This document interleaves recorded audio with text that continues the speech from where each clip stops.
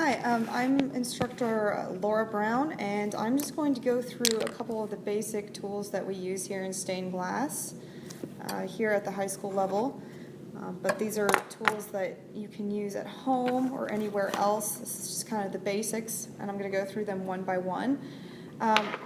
So the first tool we have here, this is a glass cutter, and what we do here with the glass cutter is it has a couple different parts. First of all, here's the wheel that we use to score the glass.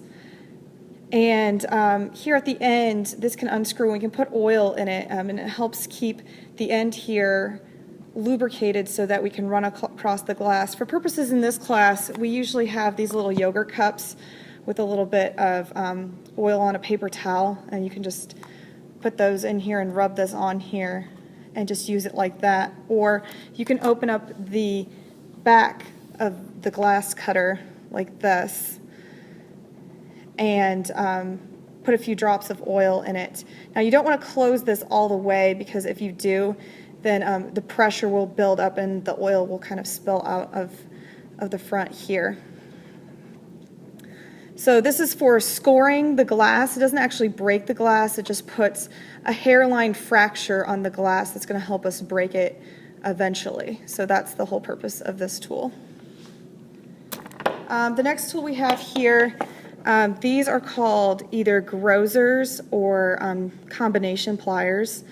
And these pliers are used for two different purposes. There's breaking, we break glass completely apart, and then grozing is actually where we nip little bits of glass off without scoring them.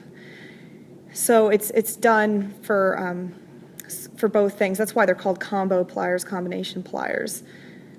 And I'll do another demo and show you how to specifically use these, but that's just one of those tools that we use quite often. The next tool that I'm going to talk about, these are called running pliers, and running pliers just break glass. You can't groze with them.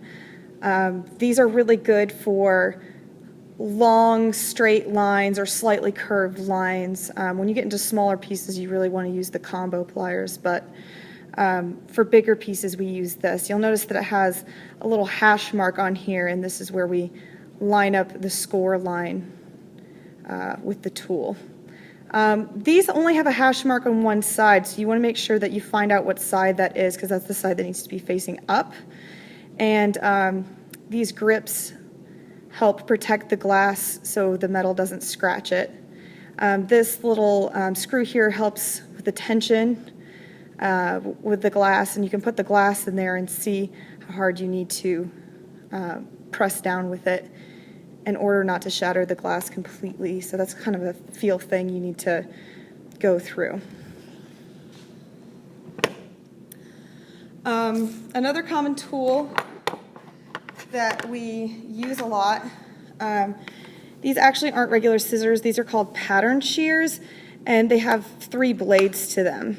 So I know it's kind of hard to see here, but it actually has a top blade, and then back down here we have 2 blades that we use, and these are for cutting out patterns, and I'll have a demo on that too as well.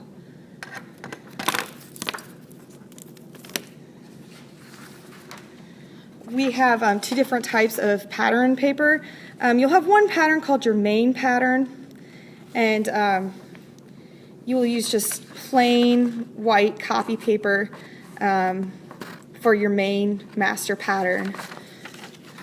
And then for your pattern that you actually use to cut out the glass, you're going to be using this glossy coated paper. And it's really important that this is the one that you cut out.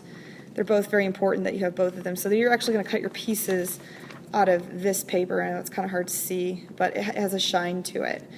And you'll actually cut your pieces out of this paper with the pattern shears. We have 2 types of foil in this class. For intro kids, we'll be using the thin foil. This is a measurement of the thickness of the foil. You'll notice that I have tape put around the edges of these. This is just so the whole thing doesn't unravel. So the thin measurement is 3/16 of an inch, and you want to make sure that once you take it out of the package that you put tape around it so it doesn't unravel. And this is used for all two-dimensional flat projects and all intro projects. Make sure that nobody's getting out the thick foil for the intro projects. Their solder lines will be way too thick. And this here is the thick foil. It's 732 seconds of an inch, and this we use for lamps and boxes and kaleidoscopes and other 3D projects. It needs to be a little thicker and be stronger so it can hold it up into that third dimension. Again, I have it taped here all the way around, and I wrote thick on it just so I don't get it confused with the other foil.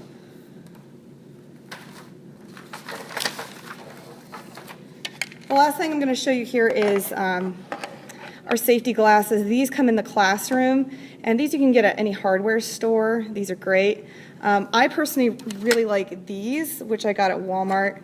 And these are actually for shooting range glasses, and these are about $3 or $4. They fit a little closer to the face, and they're a little sleeker, and I really like these. Need to be wearing these when you're cutting and breaking glass, just for safety purposes. And last but not least, we have some Sharpies here. Thin Sharpies. Silver Sharpies. These are good for drawing on dark glass. And then these black Sharpies, we draw our patterns with these. So I'll have a few more videos, and I'll go through processes of breaking glass, grinding, foiling, and soldering.